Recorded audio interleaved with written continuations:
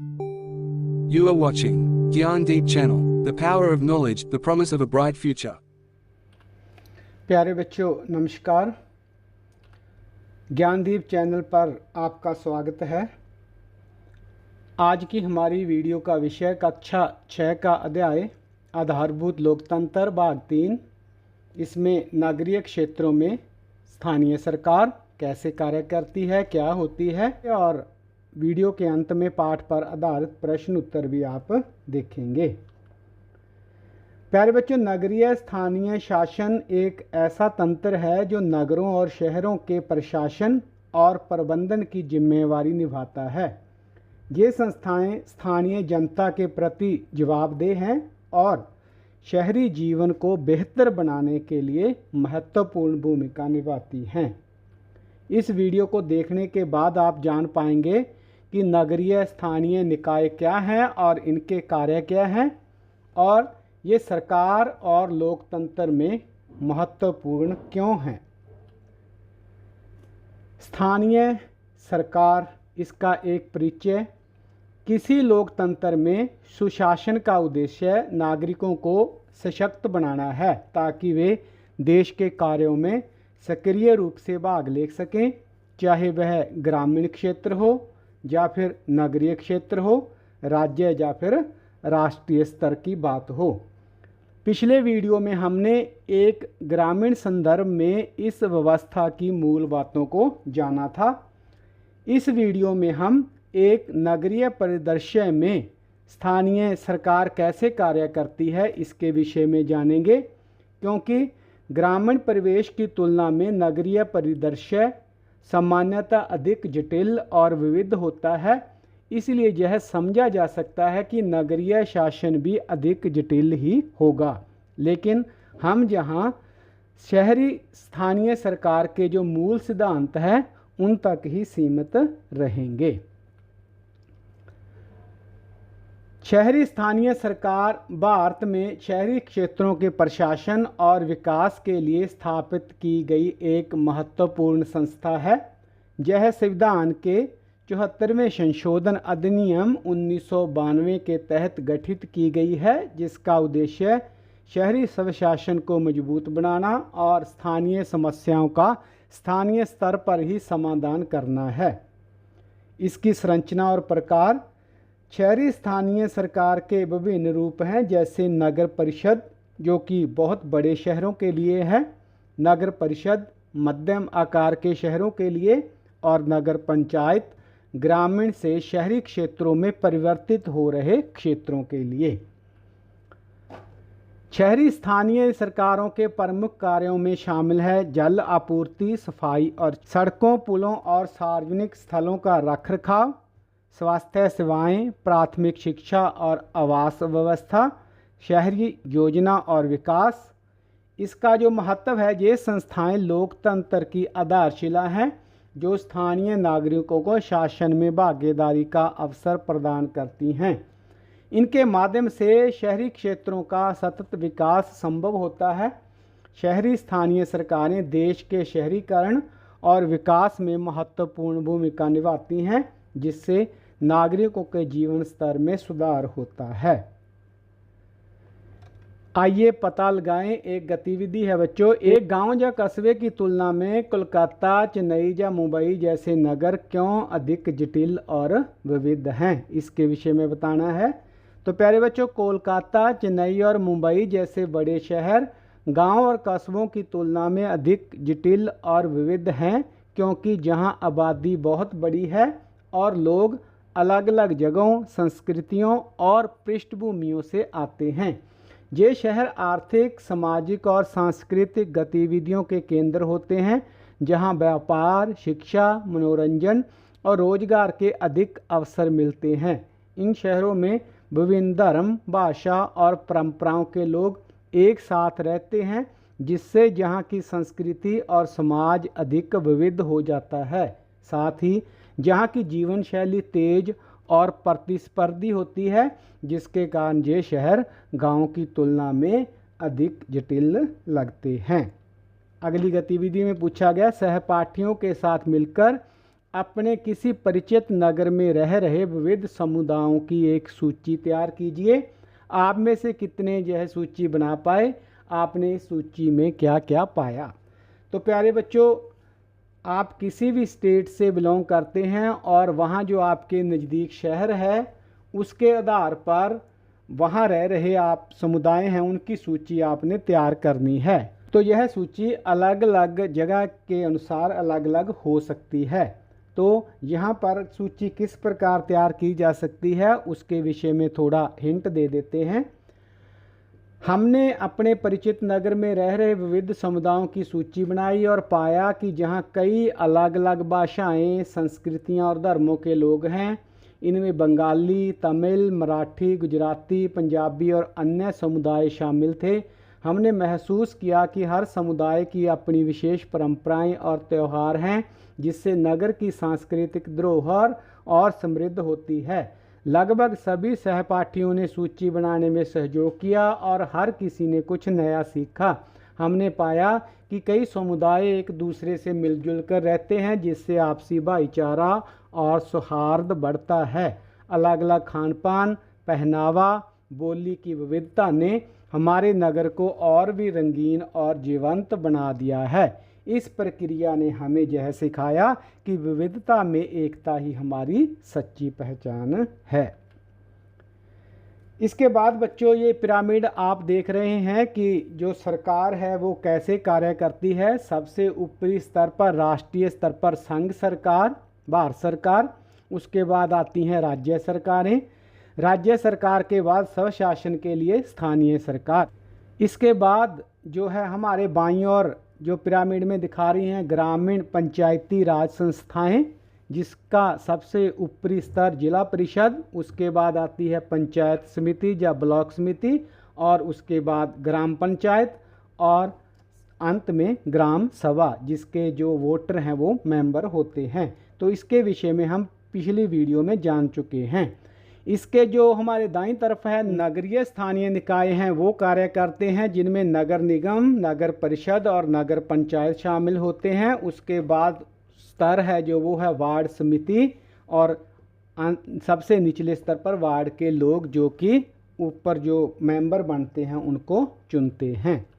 तो इसी पिरामिड के आधार पर आपने बताना है कि पंचायती राज व्यवस्था और शहरी स्थानीय सरकार के बीच क्या समानताएं और क्या विभिन्नताएं हैं। तो प्यारे बच्चों, चित्र में पंचायती राज व्यवस्था और शहरी स्थानीय सरकार के बीच कई समानताएं और विभिन्नताएं पाई जाती हैं। समानताएं हैं वो ये है कि दोनों व्यवस्थाएं स्वशासन के लिए स्थानीय सरकार के अंतर्गत आती हैं। दोनों का उद्देश्य स्थानीय स्तर पर प्रशासन और विकास कार्यों को सुचारू रूप से संचालित करना है। दोनों में विभिन्न स्तरों पर संस्थाएं होती हैं जो प्रशासनिक कार्यों को संभालती हैं। विभिन्नताएं, पंचायती राज व्यवस्था ग्रामीण क्षेत्रों के लिए होती है, जबकि शहरी स्थानीय सरकार शहरी क्षेत्रों के लिए होती है। पंचायती राज व्यवस्था में ग्राम सभा, ग्राम पंचायत, पंचायत समिति और जिला पंचायत या जिला परिषद शामिल होते हैं। वहीं शहरी स्थानीय सरकार में वार्ड के लोग, वार्ड समिति, नगर निगम या नगर परिषद शामिल होते हैं।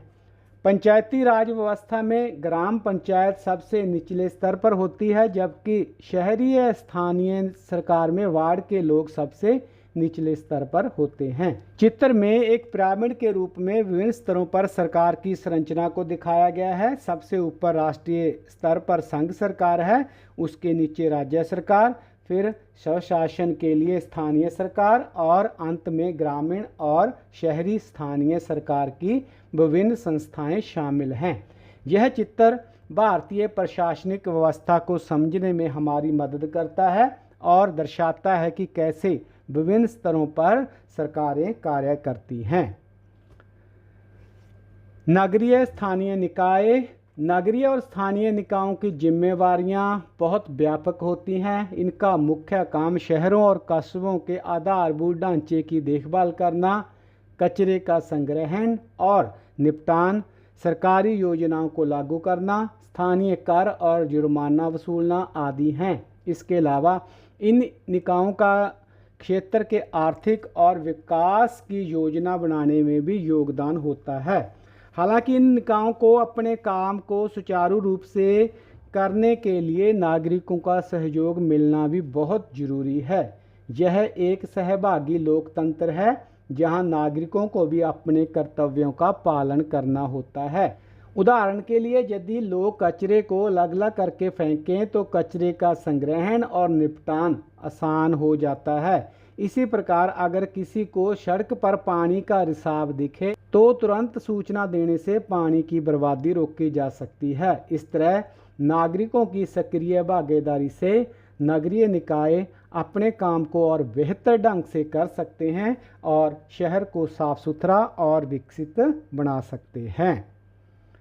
नगरीय क्षेत्रों में स्थानीय सरकार की संरचनाओं को नगरीय स्थानीय निकाय कहा जाता है। ये निकाय शीर्ष प्राधिकरण के सीधे नियंत्रण में नहीं होते, बल्कि अपने क्षेत्र के प्रबंधन और स्थानीय मुद्दों को हल करने की इन्हें स्वायत्तता दी जाती है। यह व्यवस्था स्थानीय नागरिकों को अपने क्षेत्र से जुड़े फैसले लेने और समस्याओं का समाधान ढूंढने का अवसर देती है। नगरों और कस्बों को छोटी इकाइयों में बांटा जाता है जिन्हें वार्ड कहा जाता है। हर वार्ड की एक समिति होती है जो स्थानीय मुद्दों पर काम करती है। ये समितियां स्वास्थ्य शिविर आयोजित करने, प्लास्टिक के उपयोग को कम करने जैसे अभियान चलाने और अन्य सामाजिक गतिविधियों में मदद करती हैं। साथ ही वे जल रिसाव, नाली जाम होना, सड़क टूटना जैसी समस्याओं को अधिकारियों तक पहुंचाती हैं। हालांकि वार्डों की कार्यप्रणाली अलग अलग राज्यों में अलग अलग हो सकती है, क्योंकि यह उन राज्यों के नियमों और नीतियों पर निर्भर करता है। इस तरह नगरीय स्थानीय निकाय स्थानीय समुदायों को सशक्त बनाते हैं और उनकी ज़रूरतों के अनुसार कार्य करते हैं। गतिविधि में बच्चों पूछा गया, क्या आप ऐसे और 4-5 कार्य सोच सकते हैं जिनसे कर्तव्यनिष्ठ नागरिक नगर के अपने अपने क्षेत्र की देखभाल करने में सहायता कर सकते हैं? तो बच्चों यह लिस्ट बहुत लंबी हो सकती है, तो कुछ कार्य जहां हम सुझाव स्वरूप दे रहे हैं। कर्तव्यनिष्ठ नागरिक कई कार्यों से नगर की देखभाल में सहायता कर सकते हैं, जैसे कि सार्वजनिक स्थानों की सफाई, जिसमें पार्क, सड़क और सामुदायिक स्थल की नियमित सफाई जो शामिल है। इसके अलावा स्वास्थ्य जागरूकता, स्वास्थ्य शिविरों और टीकाकरण अभियानों का आयोजन करना, प्राकृतिक संसाधनों का संरक्षण, ऊर्जा बचत के उपाय अपनाना और दूसरों को भी प्रेरित करना, सड़क सुरक्षा जागरूकता, यातायात नियमों का पालन करना और दूसरों को इसके लिए प्रेरित करना, शिक्षा, गरीब बच्चों की शिक्षा में सहयोग और उनके लिए शिक्षण सामग्री उपलब्ध करवाना, आपदा प्रबंधन, आपातकालीन स्थितियों में मदद करने को तैयार रहना, सामाजिक संगठनों का सहयोग, सामुदायिक सेवा में सक्रिय भूमिका निभाना और जनहित के कार्यों में भाग लेना। इन कार्यों से नागरिक अपने नगर को और अधिक स्वच्छ, सुरक्षित और संगठित बना सकते हैं। इसके बाद बच्चों, क्या आप चित्र में दिखाई गई सार्वजनिक सेवा या अन्य गतिविधि की श्रेणियों की पहचान कर सकते हैं? आपकी पाठ्य पुस्तक में भी ये चित्र दिए गए हैं। चित्र स्पष्ट हैं, हम आसानी से इन चित्रों में जो गतिविधि दिखाई गई है उसको पहचान सकते हैं। जैसे कि पहला चित्र है जो दमकल विभाग या अग्निशमन सेवा से है, जो आग बुझाने का कार्य करती है। इसके बाद यातायात नियंत्रण, इसके बाद भारत का सर्वोच्च न्यायालय का चित्र है। इसके बाद शिक्षा से संबंधित चित्र, भारत का डाक विभाग जो पत्र को लाने ले जाने का कार्य करता है, और अंत में बैंक सेवा। नगर निगम निकाय, नगरीय निकायों में विभिन्न स्तरों पर प्रशासनिक संस्थाएं होती हैं जो नगरों और कस्बों की जनसंख्या के आधार पर विभाजित होती हैं। जैसे कि चेन्नई और इंदौर में नगर निगम नगरीय निकायों के शीर्ष पर होते हैं, क्योंकि इन नगरों की जनसंख्या 10 लाख से अधिक है। ऐसे नगर निगमों को महानगर निगम भी कहा जाता है। ये महानगर निगम अपने क्षेत्र में सर्वोच्च प्राधिकरण होते हैं और नगर के समग्र विकास और प्रशासन का प्रबंधन करते हैं। 1 से 10 लाख जनसंख्या वाले नगरों में सर्वोच्च निकाय के रूप में नगर पालिका होती है, जिन्हें म्युनिसिपल काउंसिल भी कहा जाता है। यह निकाय नगर के समुचित प्रबंधन, नागरिक सुविधाओं और विकास कार्यों को संचालित करते हैं। 1 लाख से कम जनसंख्या वाले नगरों और कस्बों में नगर पंचायत कार्य करती है। यह निकाय स्थानीय प्रशासन का कार्यभार संभालती है और छोटे नगरों और कस्बों की समस्याओं का समाधान भी करती है। इन निकायों का मुख्य उद्देश्य नागरिकों को बुनियादी सुविधाएं प्रदान करना और विकास कार्यों को सुनिश्चित करना होता है। इस प्रकार जनसंख्या के आधार पर विभिन्न स्तरों पर नगरीय निकाय कार्यरत होते हैं, जो नगरों के प्रबंधन में सहायता करते हैं। आइए विचार करें, पिछले 7 वर्षों से लगातार मध्य प्रदेश के इंदौर को सरकारी स्वच्छ सर्वेक्षण योजना के अंतर्गत भारत के सर्वाधिक स्वच्छ नगर का पुरस्कार जो है बच्चों प्रदान किया गया है। इस उपलब्धि में इंदौर के नागरिकों की भूमिका क्या रही होगी, कल्पना करनी है आपने। तो प्यारे बच्चों, इंदौर के लगातार सर्वाधिक स्वच्छ नगर बनने में नागरिकों की महत्वपूर्ण भूमिका रही है। उन्होंने स्वच्छता के प्रति जागरूकता फैलाने और अपनी दिनचर्या का हिस्सा बनाने में सक्रिय भागीदारी दिखाई। नागरिकों ने कचरा प्रबंधन, सफाई अभियान, प्लास्टिक मुक्त नगर बनाने के प्रयासों में बढ़ चढ़कर भाग लिया। उन्होंने अपने घरों, गलियों और सार्वजनिक स्थानों की सफाई का जिम्मा उठाया और सामूहिक प्रयासों, जागरूकता अभियान और नियमित सफाई कार्यों ने इंदौर को स्वच्छता के क्षेत्र में एक मिसाल बना दिया। नागरिकों की यह समर्पण और सहयोग ही इस उपलब्धि का मुख्य कारण है। इंदौर के नागरिकों की इसी कर्तव्य निष्ठा ने इसे भारत का सबसे स्वच्छ नगर बनाया है। आइए पता लगाएं, अपने और पड़ोसी राज्यों के कुछ नगरों का चयन कीजिए। इनमें वह नगर लिए जा सकते हैं जिनमें आप रहते हैं, जो आपके कस्बे या गांव के निकट हैं। आप कैसे पता करेंगे कि इनमें कहां कहां नगर पंचायत, नगर पालिका या नगर निगम हैं? उन नगरों के नाम और नगरीय निकायों की एक सूची भी तैयार कीजिए। तो प्यारे बच्चों, आपने जो है अपने आसपास के शहरों को देखना है और वहाँ के अनुसार यह सूची है जो वो तैयार करनी है। एक संभावित सूची जो इस प्रकार हो सकती है, अपने और पड़ोसी राज्यों के नगरों का चयन करके आप नगर निगम की आधिकारिक साइटों और जो स्थानीय प्रशासनिक कार्यालय है वहाँ से जानकारी लेकर भी ये सूची तैयार कर सकते हैं। इन स्रोतों से यह पता चल जाएगा कि किन किन नगरों में तो नगर पंचायत कार्य कर रही है, कहाँ नगर पालिका है और कहाँ नगर निगम है, यानी 10 लाख से ज़्यादा जनसंख्या वाले नगर हैं।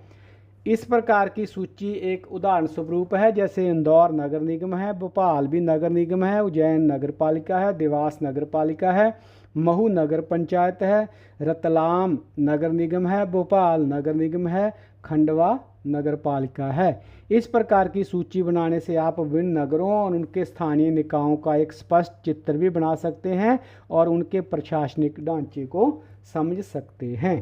तो यह सूची हर एक राज्य, हर एक कस्बे अनुसार भिन्न भिन्न होगी। नगरीय स्थानीय निकाय अपनी गतिविधियों के लिए संसाधन कैसे जुटाते हैं, धन कैसे जुटाते हैं? प्यारे बच्चों, आपकी जो पाठ्य पुस्तक है उसकी पृष्ठ संख्या 178 पर चित्र दिया गया है और उसमें इंदौर नगर निगम द्वारा किए जाने वाले कार्यों के चित्र हैं। वहाँ पर भी कुछ सेवाएं भुगतान आधारित हैं, यानी उनके लिए शुल्क लिया जाता है। तो वहाँ से भी आप यह सहायता प्राप्त कर सकते हैं कि स्थानीय निकाय अपनी गतिविधियों के लिए संसाधन कैसे जुटाते हैं। तो इसका उत्तर है बच्चों, नगरीय स्थानीय निकाय अपनी गतिविधियों के लिए विभिन्न स्रोतों से संसाधन जुटाते हैं। इनमें प्रमुख रूप से संपत्ति कर, जल कर और विज्ञापन कर शामिल है। इसके अलावा ये निकाय सरकारी अनुदानों और ऋणों का भी उपयोग करते हैं। इंदौर नगर निगम द्वारा किए जाने वाले कार्यों में सड़क निर्माण, सफाई, जल आपूर्ति और सीवरेज व्यवस्था शामिल है। इनमें से कुछ सेवाएं भुगतान आधारित होती हैं, जैसे कि जल आपूर्ति और सीवरेज व्यवस्था के लिए नागरिकों से शुल्क लिया जाता है। इस प्रकार नगरीय निकाय अपने कार्यों को सुचारू रूप से चलाने और विकास परियोजनाओं को पूरा करने के लिए विभिन्न स्रोतों से धन जुटाते हैं। तो यह था बच्चों वीडियो आधारभूत लोकतंत्र के अंतर्गत शहरी सरकार, शहरी शासन। इस वीडियो में हमने जाना कि नगरीय क्षेत्रों में विभिन्न नगरीय स्थानीय निकायों के माध्यम से विकेंद्रित शासन चलता है, जो नागरिकों के जीवन को प्रभावित करने वाले विभिन्न कार्य संपन्न करता है। जैसे कि ग्रामीण संदर्भ में होता है, नगरीय स्थानीय निकायों में भी स्थानीय नागरिकों का प्रतिनिधित्व करने वाले सदस्य निर्वाचित होते हैं। यह सुनिश्चित करना नागरिकों का कर्तव्य है कि स्थानीय निकाय कुशल तरीके से अपना कार्य करने में सक्षम हो। इसके लिए नागरिकों को भी अपना सहयोग देना होता है।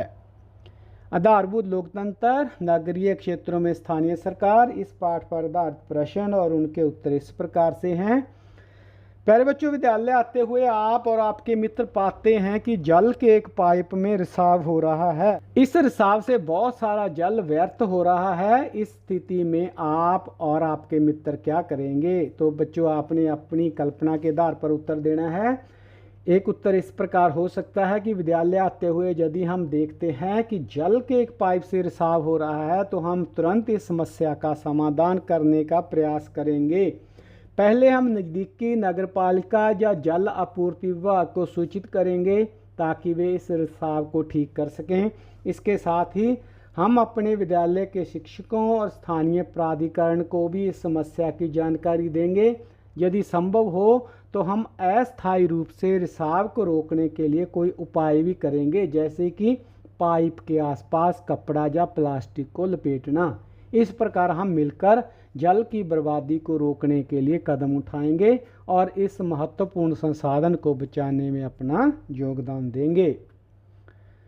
इसके बाद प्रश्न, आप अपने निकट रहने वाले नगरीय स्थानीय निकाय के किसी सदस्य को अपनी कक्षा में आमंत्रित करें। उनके साथ उनकी भूमिका और उत्तरदायित्वों पर विचार विमर्श करें। उनसे पूछने के लिए प्रश्नों की एक सूची तैयार करें ताकि यह परिचर्या उपयोगी बन सके। तो प्यारे बच्चों, अगर आप गांव में भी रहते हैं तो भी आप किसी नगर के जो स्थानीय अधिकारी हैं, सदस्य हैं वहाँ के नगर पालिका के या नगर निगम के, उसको आमंत्रित कर सकते हैं और उनसे यह व्यवस्था कैसे कार्य करती है, क्या क्या कार्य उन सदस्यों के होते हैं और यह नागरिकों को कैसे सहयोग करती है और नागरिक उनका कैसे सहयोग करते हैं, इसके विषय में आप जो है प्रश्न उत्तर उनसे पूछ सकते हैं, अपनी जानकारी को और अधिक बढ़ा सकते हैं। तो बातचीत को उपयोगी बनाने के लिए निम्नलिखित प्रश्न सूची जो है वो तैयार की जा सकती है। जैसे कि उनसे पूछा जा सकता है सदस्य से कि आपके मुख्य उत्तरदायित्व क्या हैं, नगर के विकास और स्वच्छता के लिए आप किन प्रमुख कदमों का पालन करते हैं, नागरिकों की समस्याओं को आप कैसे हल करते हैं, वार्ड समितियां किन गतिविधियों में सबसे अधिक भाग लेती हैं, विभिन्न योजनाओं और परियोजनाओं के लिए धन को कैसे जुटाते हैं, नागरिकों की भागीदारी कैसे बढ़ाई जा सकती है, पर्यावरण संरक्षण के लिए आप कौन से उपाय अपनाते हैं। तो यह सवालों की एक संभावित लिस्ट है। इसमें आप बच्चों और भी अधिक जो है इजाफा कर सकते हैं। जो आपके मन में प्रश्न है वो भी इस सूची में आप डाल सकते हैं। इस प्रकार की चर्चा से छात्रों को नगरीय निकायों के कार्यों और उनकी भूमिका के बारे में गहन जानकारी प्राप्त होगी। प्रश्न, अपने परिवार और पड़ोस के वयस्क लोगों के साथ चर्चा करें और नगरीय स्थानीय निकायों से उनकी अपेक्षाओं की एक सूची बनाइए। यानी कि ये जो वयस्क लोग हैं, आपके आसपास जो बड़े लोग हैं, ये इन संस्थाओं से क्या चाहते हैं उसकी सूची बनानी है। तो प्यारे बच्चों, अगर आप सूची बनाते हैं तो आपको पता चलेगा कि ये नागरिक क्या चाहते हैं। हालांकि यह सूची भिन्न भिन्न हो सकती है, लेकिन कुछ जो कॉमन समस्या हैं, आम समस्या हैं, वो इस प्रकार से आपके सामने आ सकती हैं।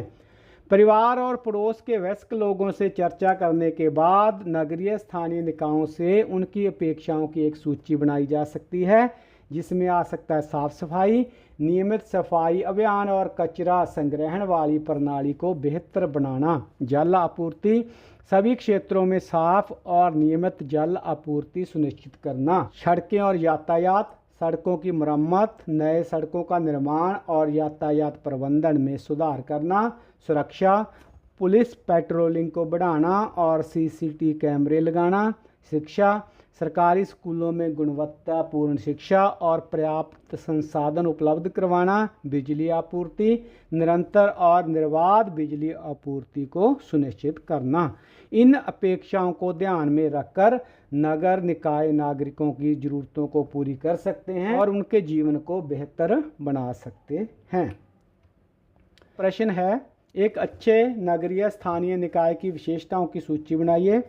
तो इसका उत्तर बच्चों, एक अच्छे नगरीय स्थानीय निकाय की मुख्य विशेषताएं ये हो सकती हैं: प्रभावी प्रशासन, नागरिकों की समस्याओं का तुरंत समाधान, बुनियादी सुविधाएं, सुरक्षित जल आपूर्ति, बिजली आपूर्ति और सड़कों की देखरेख करना, स्वास्थ्य सेवाएं, स्वास्थ्य केंद्रों और अस्पतालों में गुणवत्तापूर्ण सेवाएं प्रदान करना, शिक्षा और विकास, गुणवत्तापूर्ण शिक्षा और व्यावसायिक प्रशिक्षण के अवसर प्रदान करना, पारदर्शिता, नागरिकों को सभी योजनाओं और खर्चों की जानकारी उपलब्ध करवाना, सामाजिक भागीदारी, नागरिकों को योजनाओं और निर्णयों में शामिल करना।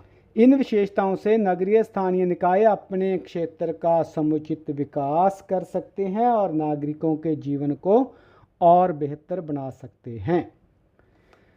प्रश्न है बच्चों, ग्रामीण क्षेत्रों में पंचायती राज व्यवस्था और नगरीय स्थानीय निकायों के बीच क्या समानताएं और विभिन्नताएं हैं? पहले हम गतिविधि में भी इसको डिस्कस कर चुके हैं, अब एक प्रश्न के रूप में है यह। दोनों व्यवस्थाओं का मुख्य उद्देश्य स्थानीय स्तर पर प्रशासन और विकास कार्यों को सुचारू रूप से संचालित करना है।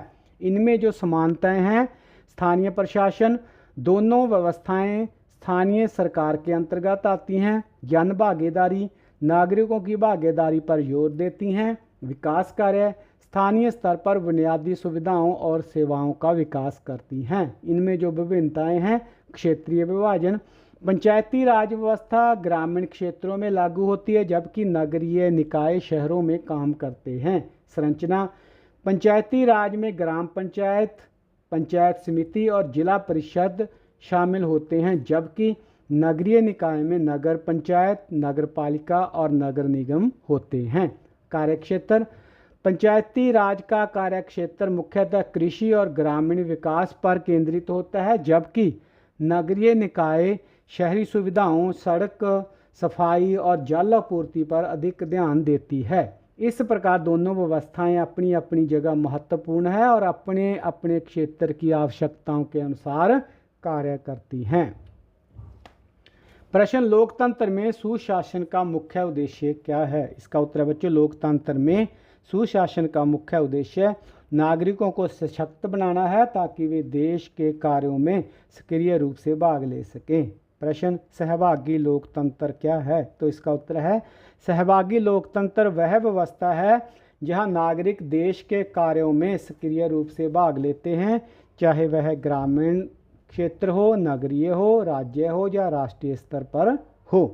प्रश्न, नगरीय परिदृश्य ग्रामीण परिवेश से किस मायने में अलग है? इसका उत्तर है, नगरीय परिदृश्य ग्रामीण परिवेश की तुलना में अधिक जटिल होता है और विविध होता है। प्रश्न, नगरीय और स्थानीय निकायों की मुख्य जिम्मेवारियां क्या हैं? तो इसका उत्तर है, इनकी मुख्य जिम्मेवारियां शहरों और कस्बों के आधारभूत ढांचे की देखभाल, कचरे का संग्रहण और उनका प्रबंधन, सरकारी योजनाओं को लागू करना और स्थानीय कर वसूलना होता है। प्रश्न, नगरीय निकायों को अपना काम सुचारू रूप से चलाने के लिए किसकी आवश्यकता होती है? तो प्यारे बच्चों, नगरीय निकायों को अपना कार्य सुचारू रूप से चलाने के लिए सबसे ज़्यादा जो है नागरिकों के सहयोग की आवश्यकता होती है। प्रश्न, सहभागी लोकतंत्र में नागरिकों की भूमिका क्या है? सहभागी लोकतंत्र में नागरिकों को अपने कर्तव्यों का पालन करना चाहिए, जैसे कचरे को अलग अलग करके फेंकना और समस्याओं की सूचना देना। प्रश्न, नगरीय स्थानीय निकाय क्या होते हैं? तो इसका उत्तर है बच्चों, नगरीय स्थानीय निकाय वे संरचनाएं हैं जो शहरों और कस्बों के प्रबंधन और स्थानीय मुद्दों को हल करने की जिम्मेवारी संभालती हैं। प्रश्न, नगरीय स्थानीय निकायों को किस प्रकार की स्वायत्तता दी जाती है? इसका उत्तर है, नगरीय स्थानीय निकायों को अपने क्षेत्र के प्रबंधन और स्थानीय मुद्दों को हल करने की स्वायत्तता दी जाती है। प्रश्न, नगरों और कस्बों को किस इकाई में बांटा जाता है? इसका उत्तर है बच्चों, नगरों और कस्बों को छोटी छोटी इकाइयों में बांटा जाता है जिन्हें वार्ड कहा जाता है। इसके बाद वार्ड समितियों की भूमिका क्या होती है? इसका उत्तर है, वार्ड समितियां स्थानीय मुद्दों पर कार्य करती हैं, जैसे स्वास्थ्य शिविर आयोजित करना, प्लास्टिक के उपयोग को कम करना और समस्याओं को अधिकारियों तक पहुंचाना। प्रश्न, वार्डों की कार्यप्रणाली किस पर निर्भर करती है? इसका उत्तर है बच्चों, वार्डों की कार्यप्रणाली अलग अलग राज्यों के नियमों और नीतियों पर निर्भर करती है। प्रश्न, महानगर निगम क्या होते हैं? इसका उत्तर है, महानगर निगम वे नगरीय निकाय हैं जो 10 लाख से अधिक जनसंख्या वाले नगरों में सर्वोच्च प्राधिकरण होते हैं।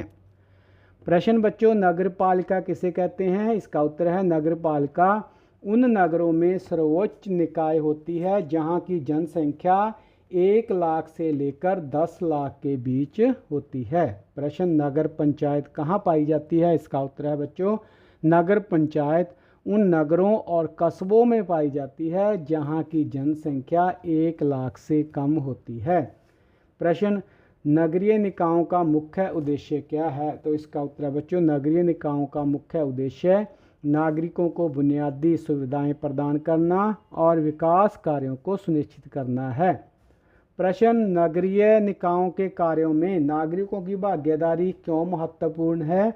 इसका उत्तर है, नागरिकों की भागीदारी से नगरीय निकाय अपने काम को और बेहतर ढंग से कर सकते हैं और शहर को साफ सुथरा और विकसित बना सकते हैं।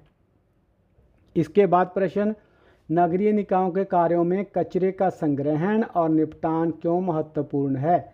इसका उत्तर है, कचरे का संग्रहण और निपटान इसलिए महत्वपूर्ण है क्योंकि इससे शहर की स्वच्छता और स्वास्थ्य सुधरता है। प्रश्न, नगरीय निकायों के कार्यों में सरकारी योजनाओं को लागू करना क्यों जरूरी है?